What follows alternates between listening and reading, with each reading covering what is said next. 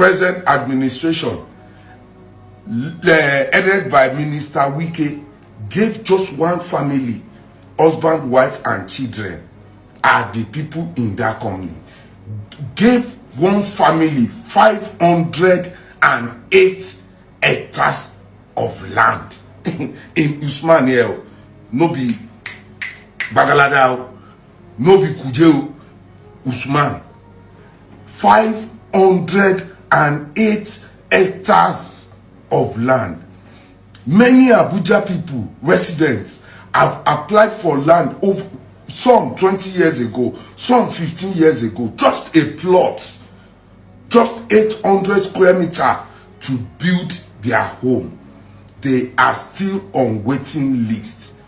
But Wike-led leader in Abuja, they gave out last month, they gave one person, one company, 508 hectares. It's like you giving the whole Wuse to one family, to one company. It is not for mass housing. I keep telling you, mass housing doesn't require right of vote. It is letter of intent. My brother, does it make sense to you and I?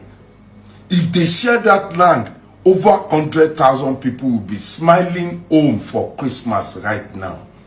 It is time for our leaders to start having conscience. What is bad is bad. So that we could see very, very, very, very quickly that, oh dear. Okay, yeah, there we go. That's General Saham. That's General Saham. Yeah, okay. So that's him.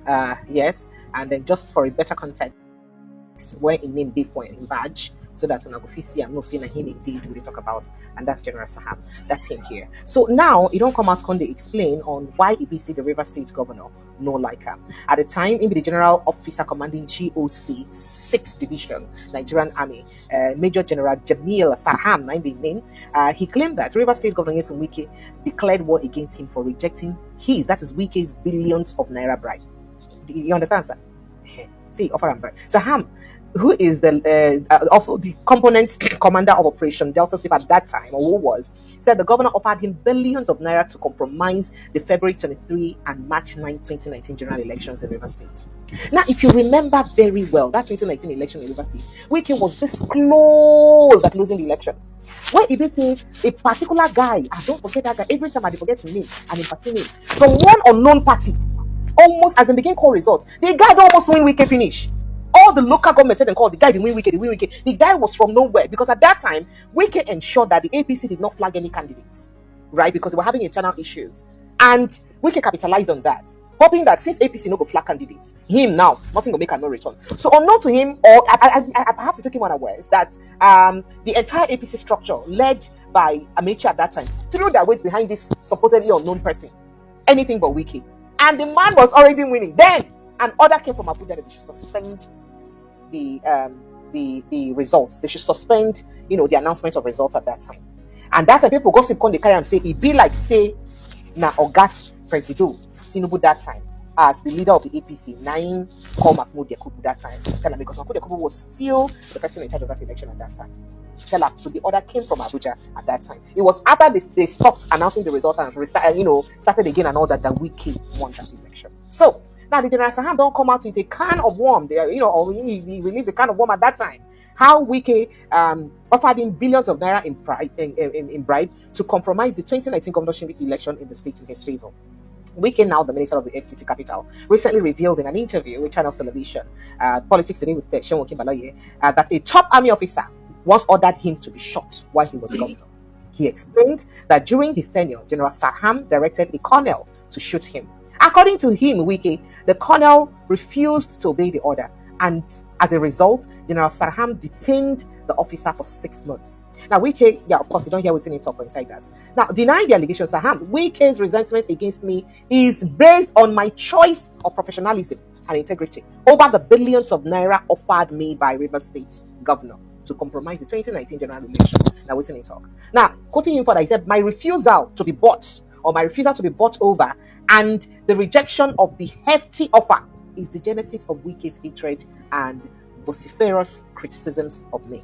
So the fact ain't no agreement and buyer, that be the problem. Now, on the mischievous accusations against General Sarham, Major General Sarham of leaking proceedings of State Security Council meetings to criminals in River State, Mr. Wike knows well that Major General Sarham is not a member of the River State Security Council. Neither is he or has he ever approached the gates of River State Government House since his assumption of office at that time as the GOC, 6th Division. Now, Mr. Wike came face to face with General Sarham, I think on 15th of January 2019, during the 2019 Armed Forces Remembrance Day at Iziboro Park, Port Harcourt. In Nigeria, so the Nigerian Army challenged Wike to provide the public with any evidence of such meetings when incident with, where that kind of thing happen. Now, within Army they talk. With any meeting with General Sarham in attendance, please, you should provide it. Wike's allegations against Sarham is alleged selfish involvement in illegal oil bunkering is another reckless, spurious, and mischievous accusations. They responded. Hence, headquarters of the division wishes to request the Rivers governor to take the most civilized way of putting up a petition at the relevant authorities to make his point. Now, so then talk. Make a little begin to respond to the question, sir. I say, make I start with this one. Well, I'll tell you this for free. Nobody in Nigeria takes Wike serious anymore. He has lost every. Are you serious, sir? Why? He has lost every atom of integrity. He has lost every atom of respect. And so people just listen and they want to laugh. To me, Wike has become a content creator. So, and that is the way a lot of Nigerians see him. There's nothing, a man who each time he's organizing these interviews, you'll see a man who looks drunk, he always looks drunk. So what he's saying doesn't make sense. It doesn't add anything. It doesn't show you that Wike is a man you can rely. Also, don't forget that Wike has always been known to speak from two sides of the mouth. He behaves like a typical dog that goes back to his vomit. If you go to the internet, you go to YouTube, you'll see the interviews Wike granted just before the 2023 elections. You'll see the way he spoke, the things he said, and to the fact that I think in one of those interviews he says he can never work for APC. You see, this is all new analogy of always say, I am not supporting APC, I am supporting Bola Ahmed Tinubu. He thinks he's talking to babies. But sorry, sir, but even Tinubu himself, he even insulted during that time. Because he said, how can somebody come out and say he wants to begin with where Buhari started? Exactly. So that's what I'm saying now. Continue with failure. So he tells you, I'm not supporting APC, but you forget that Nigerian politics, you don't have an office, but at the party provides a platform for you. So if you're supporting somebody who belongs to APC, automatically you are part of that organization. So it is the likes of Wike, his utterances, and his general body language that made the court in Canada to call APC and PDP a terrorist organization. Because those who are in this party, they do not believe in the sanctity of the Nigerian people. They do not believe that power lies with the people. They believe that power lies with them. And that mentality of grab it, snatch it, and run is a very serious problem. So I don't take Wike serious for anything. And there's nothing Wike has said that makes sense. He says one thing today. If Wike tells you that he will not go to River State by road, even for 48 hours, if there's need for him to go to River State, he will still go by road. All right. So yeah, I think somebody helped me already with that guy's name. Yeah, the person I was talking about. The name of the person that almost won Wike. The person named Bioko, because I remember at the Oga Bioko Mabo, Awara. Yeah, Awara give Wike. He was winning. So even when the full results were eventually released, he won. I think he came second with 173,859 votes. After they stopped collating, they stopped announcing, and with that order from Abuja. Well, I just thought to bring this up, but the stopping of announcing election results in Nigeria has always ensured that one, the incumbent wins. Two, that the person who is not supported by wins. As you and I are talking today, INEC, the body that organizes election in Nigeria, has not been able to explain to Nigerians the hitch that happened in the 2023 election. So we're used to a system where you have professors, so to say, who are meant to be models. They're the ones who conduct elections. They're the ones who rig the elections. And now the same professors are complaining that they are earning less than those they are put into office. Is that not an irony? So you know you are better than them. You know you should earn better than them. But you will support them. You bring them into office. And then you begin to disturb our ears that you want to go on strike. See, professors are the problem of our political journey in this country.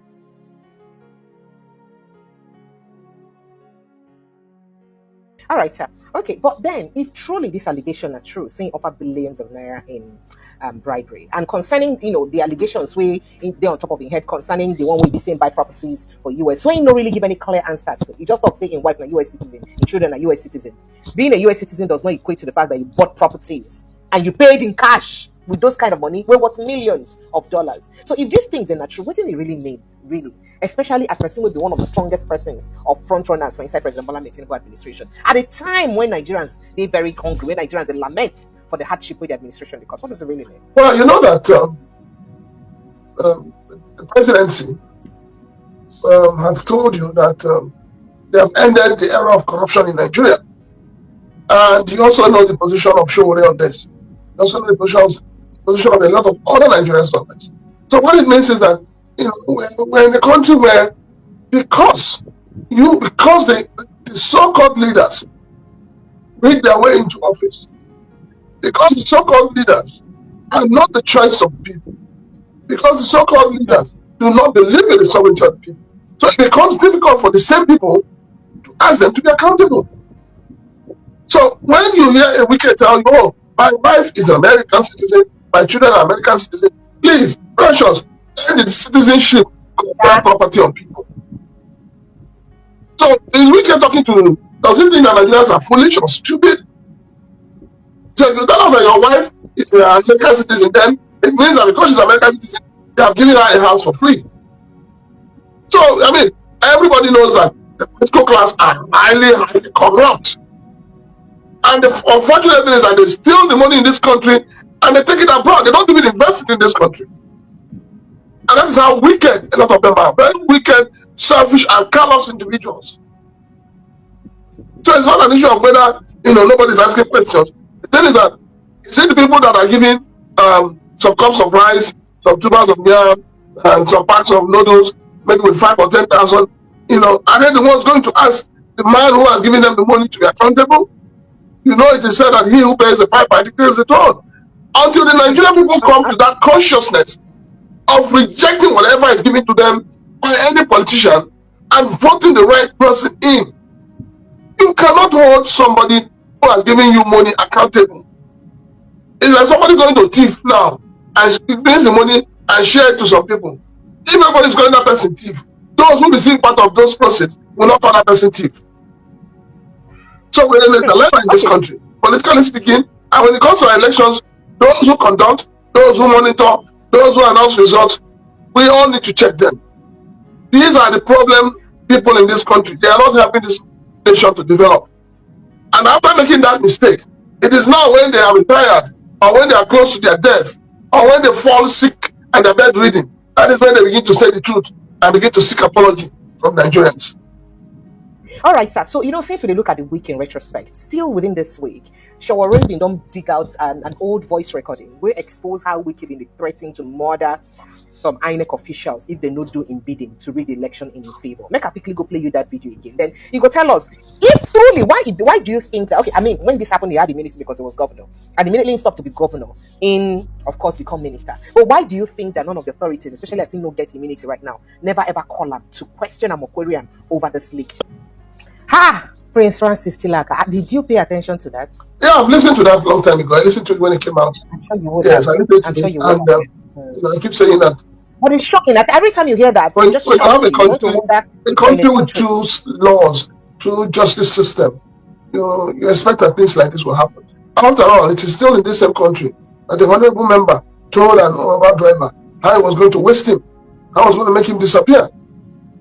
So we're running a system of electoral system that that encourages violence, that encourages impunity. And that's why I've said that this 1999 constitution is the worst thing that anybody has given to this country. It's the worst thing. If that voice clip, when it came out then, if it was an ordinary person, the EFCC, the DSS, the Nigerian police, the NSDC, everybody will be after that person.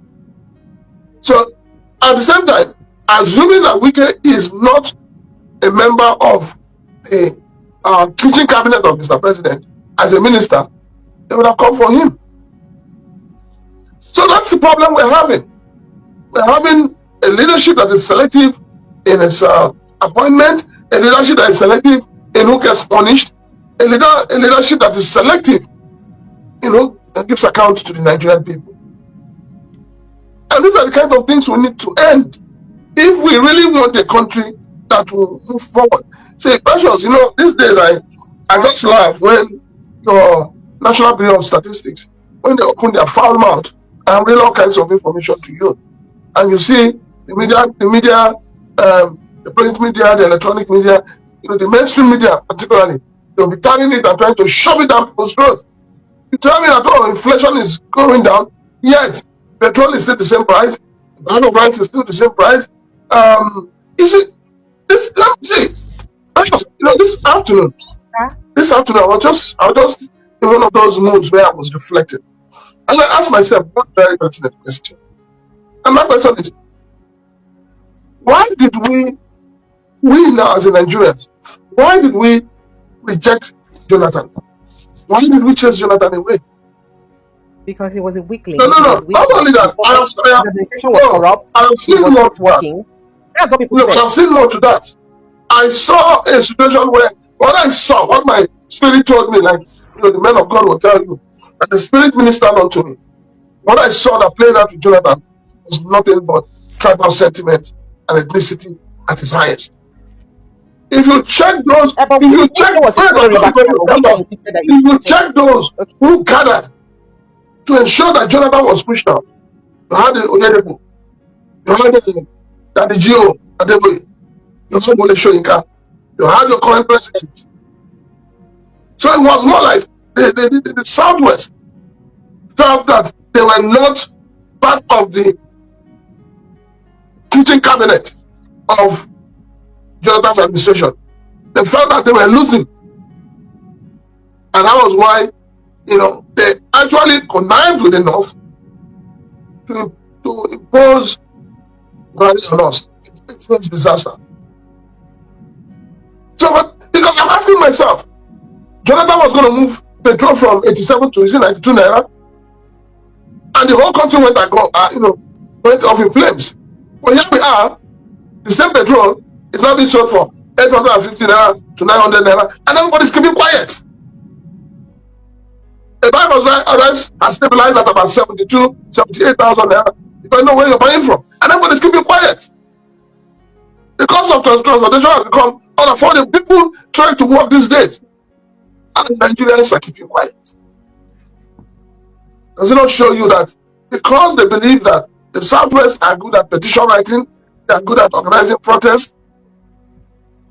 Maybe that is why they're getting away with everything. I can assure you that if Peter Obi was declared president and the things that are happening in Nigeria are happening today, Bola Ahmed Tinubu would have been on the streets. And that's what I'm asking. What manner of opposition do we have today? Do we have oppositions who are ready to take the bull by the horn? Do we have oppositions who are ready to speak truth to power, to damn the consequences? Just like APC did in 2013, 2014, and run up to 2015 elections.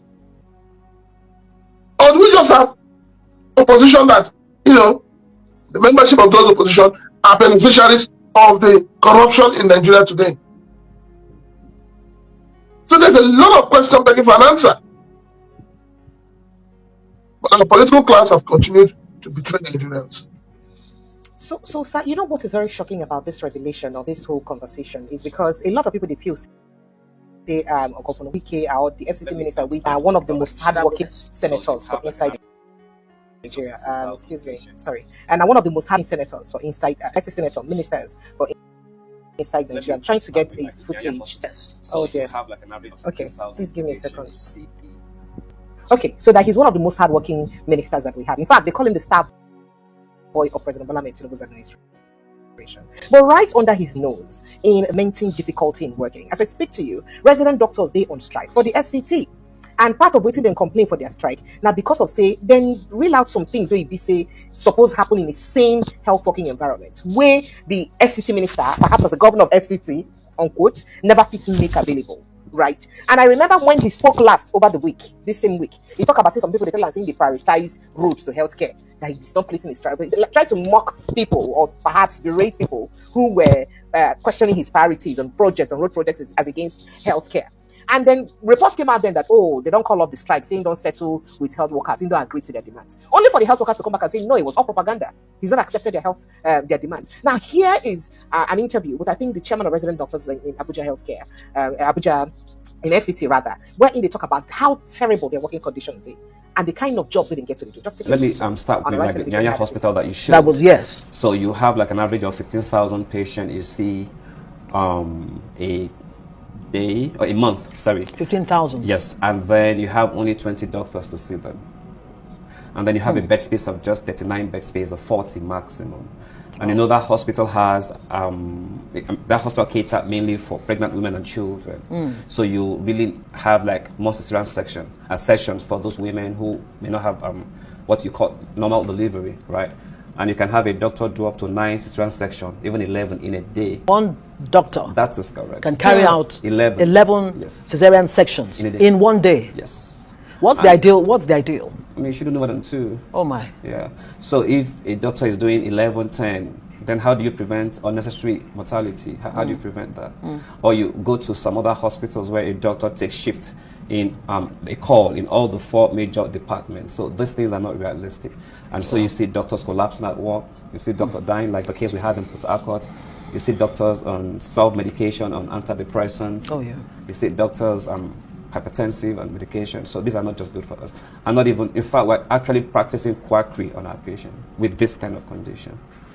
No, I need you to stress that point. I said, in fact, what exactly does it mean? As in medical doctors who are well trained, right, well certified, absolutely, are practicing quackery. That's correct. Because of lack of manpower. So that's quackery actually. Hey. When you're doing 11 cesarean section, that's quackery already. Maybe that's quackery already, because you don't even have the time to recover before you get to the next one. Absolutely, yes. And there are other things as well. So that's not nice. Now this is the FCT. And now where BC are or got they in charge. I just thought to bring this to the fore, by the way. They could not flog us too much. No, I'm not flogging it, but you see, the government we have today has failed to prioritize the needs of the Nigerian people.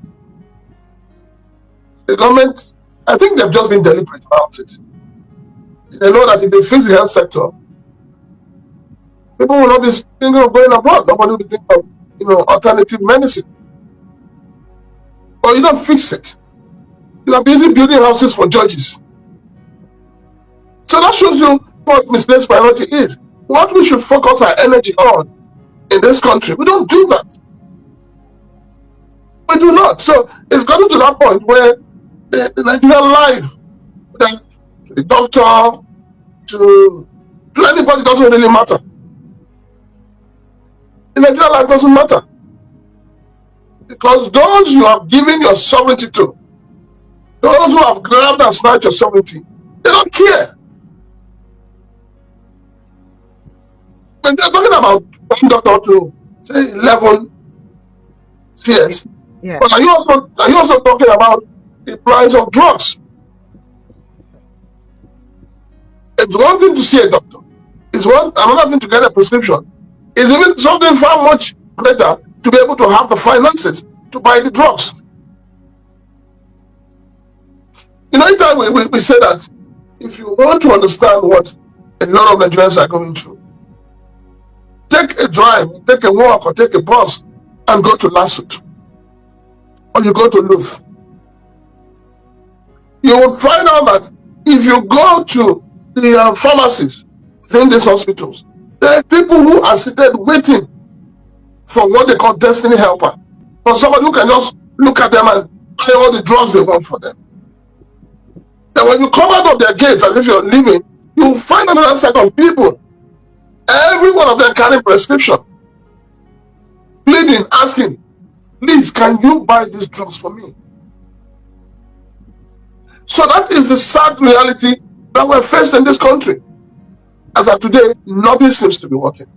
The only thing that seems to be working are those agencies of government that are meant to bring revenue. Because almost all the agencies are now revenue generated. All right, sir. Those are the only things that are working.